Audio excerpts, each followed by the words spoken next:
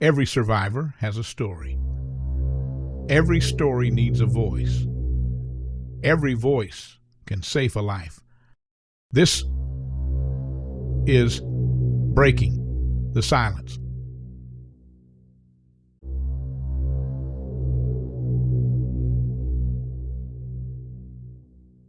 Episode 4: When Psychological Torture Became Physical Hell. There are moments in abuse that mark a shift from psychological manipulation to physical violence, from threats to action, from fear to terror. For me, that moment came in the middle of the night when he decided I needed to be broken completely. It was around 2 a.m. when I was jolted awake by his voice, not calling my name but screaming obscenities at me. I was disoriented, confused. What had I done wrong? What had triggered this rage? But this wasn't about anything I had done. This was about him asserting complete dominance, about ensuring I understood exactly how worthless he believed I was. "You're useless," he screamed, his face contorted with hatred. "You're not even a woman. You don't deserve to be called a woman." I lay there in shock, trying to process this sudden explosion of venom. This was the man who had claimed to be a pastor, who spoke of spiritual warfare and divine protection. But he wasn't finished. "You're barren," he continued, attacking the deepest insecurities of a single mother trying to provide for her child. "Everything in your life is fake, even your college degree. I know for sure it's fake." The verbal assault was devastating, but what came next changed everything forever. He started punching me in my stomach with all his strength. Blow after blow, each one driving the air from my lungs, each one sending waves of agony through my body. I wanted to scream, wanted to call for help, wanted to fight back. But my daughter was sleeping in the room next door, so I bit down on my own hand to muffle my cries. I absorbed each punch in silence, protecting not just my own safety but her innocence. I couldn't add to her trauma by letting her hear her mother being brutalized. I endured it in complete silence, tears streaming down my face, praying it would end, praying she wouldn't wake up, praying I would survive until morning. When he finally stopped, exhausted by his own violence, I thought the nightmare was over. I thought he would roll over and go to sleep, and I could finally breathe, finally process what had just happened to me. But I was wrong. "Now I want sex," he said, as casually as if he were asking for a glass of water. I couldn't believe what I was hearing. He had just brutally beaten me. My stomach was on fire, every breath was agony, and now he was demanding intimacy from the woman he had just terrorized. This wasn't desire, this wasn't passion. This was the final act of complete domination, taking what he wanted from a body he had just finished destroying. I had no choice. I was too afraid to refuse, too broken to fight back, too aware that my daughter was in the next room to risk escalating his violence further. So I lay there, silent and motionless, while he took what he believed was his right to take. I disconnected from my body, from the moment, from the reality of what was happening. I went somewhere else in my mind, somewhere he couldn't reach, somewhere the pain couldn't follow. When it was finally over, he rolled over and went to sleep as though nothing had happened, as though he hadn't just beaten and raped the woman who had opened her home to him, who had trusted him, who had believed his lies about being a man of God. I lay there for hours afterward, afraid to move, afraid to breathe too loudly, afraid he might wake up and decide he wanted more. My body ached everywhere, from the beating, from the assault, from the soul-deep violation of having my own humanity stripped away. Morning came eventually, as it always does, even after the darkest nights. I got up carefully, trying not to wince, trying to appear normal. I made breakfast as usual, got my daughter ready for the day, maintained the facade that everything was fine. But children see everything. Children know when their world isn't safe. Later that day, my daughter approached me with words that broke my heart completely. "Mom," she said quietly, "I had a dream last night that he was beating you." My blood ran cold. I forced a smile, tried to dismiss it. "It was just a dream, sweetheart."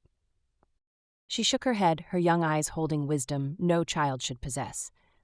But then I woke up, and it wasn't a dream, it was real. She had heard it all. Despite my desperate attempts to protect her from witnessing the violence, she had been awake. She had heard her mother being beaten and been too terrified to intervene or call for help. That conversation haunts me still. The realization that my attempts to shield her had failed, that she was carrying the trauma of knowing her mother was being hurt and feeling powerless to stop it. But this wasn't an isolated incident. The violence, once it began, became a regular feature of our lives, and my daughter's young mind began processing this terror in the only way it could, through dreams that felt like prophecies. On multiple occasions, she would come to me with dreams that chilled me to the bone. "I dreamed he brought someone to the house," she would whisper, "someone who was going to kill us." These weren't just nightmares. They were her subconscious mind trying to prepare her for what she sensed was coming, a child's intuition picking up on the escalating danger that surrounded us daily. Each dream she shared was another piece of my heart breaking. Another reminder that I had failed to protect her not just from witnessing violence, but from living in constant fear of what might happen next. The beatings continued, always to my stomach, always where bruises wouldn't show, always followed by his demands for sexual compliance. It became a pattern of violence so regular that I began to anticipate it, to brace myself for the sound of his breathing changing in the middle of the night. I started sleeping in different positions, trying to protect my vital organs. I started wearing extra layers to bed, hoping fabric might cushion the blows. I started praying every night that this would be the night he would just sleep through without attacking me. But prayers felt hollow when the man beating you claims to be a man of God.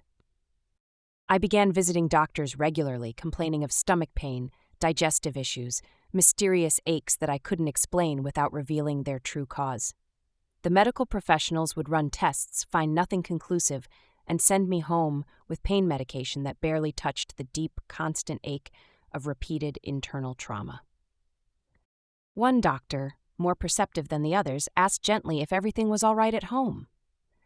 I opened my mouth to tell the truth, then closed it again. What would happen to my daughter if I was hospitalized? What would he do to her if I involved authorities? What if they didn't believe me? So I smiled and said everything was fine. Just stress, probably.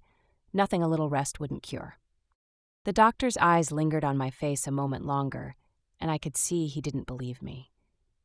But he couldn't help someone who wouldn't admit they needed help. My daughter's dreams grew more frequent, more detailed, more terrifying.